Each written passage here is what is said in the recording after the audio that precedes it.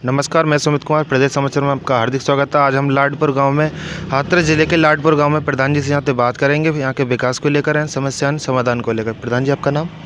मेरा नाम तो वीरेंद्र कुमार माहौर है। मेरे छोटे भाई ग्राम प्रधान हैं कृष्ण गोपाल माहौर, लेकिन वो आज किसी कारणवश बाहर हैं और आप चैनल वाले आए तो हम नहीं चाहते हैं कि आप वापस जाएं, तो उन्होंने मुझे अपना प्रतिनिधि बनाकर आप लोगों के समक्ष भेजा है। अच्छा। अभी तक कितना टाइम हो गया प्रधान पद पर उनको?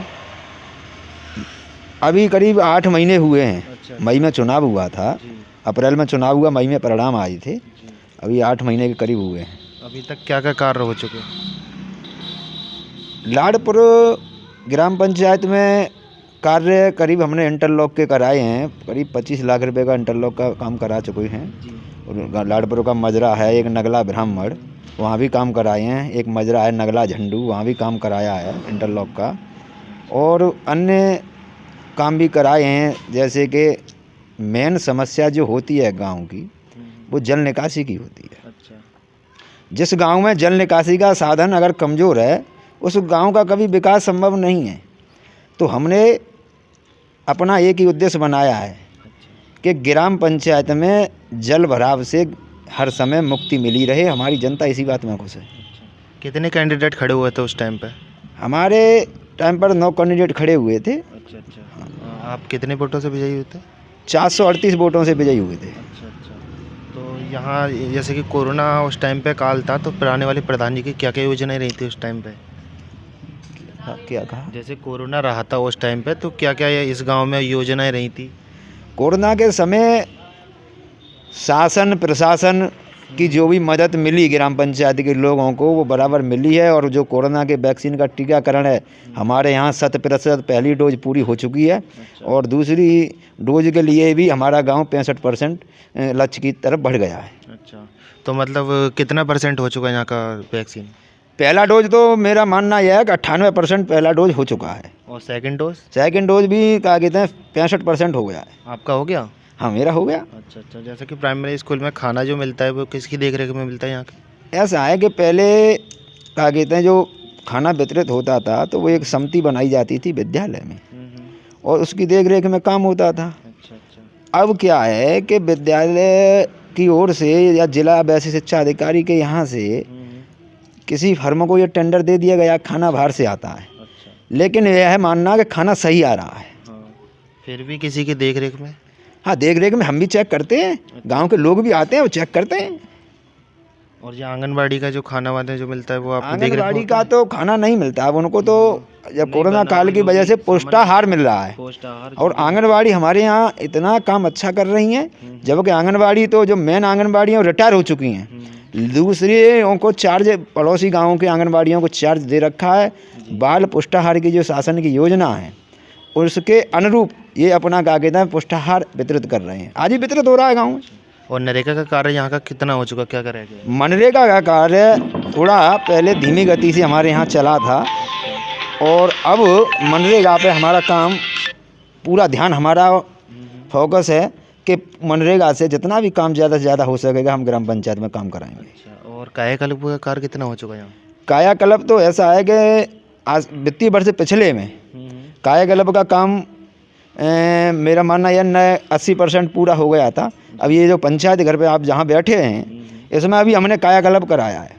इसमें अभी लाइट फिटिंग है, पुताई है, पानी की फिटिंग है, शौचालय भी बनवाए हैं। और अभी पंचायत घर का जो कायाकल्प है वो कराया है। प्राथमिक विद्यालय का पहला हो चुका है, सुलभ शौचालय है उसका भी हो चुका है पहले ही कायाकल्प। तो यहाँ के बीडीसी कौन है? यहाँ के जो क्षेत्र पंचायत हैं सदस्य हैं वो मधु देवी हैं। अच्छा। अभी तक उनको कुछ काम मिला या फिर उन्होंने कुछ कार्य कराया? नहीं, ऐसा है कि देखो ब्लॉक प्रमुख जो पूनम पांडे जी हैं जी, उनके वो एक और 70 बीटीसी हैं। अब एक साथ 70 बीटीसीओं को या क्षेत्र पंचायत सदस्यों को काम तो नहीं दिया जा सकता है। हमारी भी ब्लॉक प्रमुख जी से बात हुई और हमारे क्षेत्र पंचायत सदस्य की भी बात हुई है। अभी उन्होंने यहाँ लाडपुर के लिए एक सुलभ शौचालय देने का जो वायदा किया था वो पूरा किया है, और उसका टेंडर हो चुका है, और जल्द ही उस पर काम शुरू हो जाएगा। अब जैसा कि कई जगह राशन डीलर को लेकर के थोड़ी सी समस्या आ रही है, ऐसी कोई समस्या? राशन डीलर को लेकर हमारे यहाँ अब फिलहाल में कोई शिकायत नहीं है। हाँ, हमसे पहले शिकायत थी कि लोगों को यहाँ से 2 किलोमीटर राशन लेने जाना पड़ता था। आज राशन ग्राम पंचायत लाडपुर में ही वितरित हो रहा है। अच्छा, कितना राशन मिलता है? राशन वो पूरा यूनिट का जो 5 किलो 3 किलो गेहूँ 2 किलो जो चावल के हिसाब से आता है वो देता है, वितरित करता है।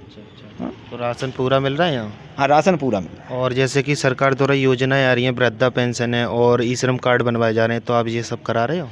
ऐसा है, शासन ने जितनी बार योजनाएं जन कल्याणकारी सबको ऑनलाइन कर दिया है। और ये लाभार्थी के ऊपर डिपेंड करता है कि वो अपना जल्द से जल्द ऑनलाइन करे और उसका उसे क्या कहते हैं लाभ मिले। वैसे मैंने जाकर घर कहता हूँ लोगों से, जो वृद्धा पेंशन का है मैंने अभी क्या कहते हैं 30 फार्म भरवाए हैं, लोगों से ऑनलाइन कराए हैं। और क्या कहते हैं 8-10 विधवा पेंशन के लिए फार्म भरवाए हैं, 2-3 विकलांग पेंशन के लिए फार्म भरवाए हैं।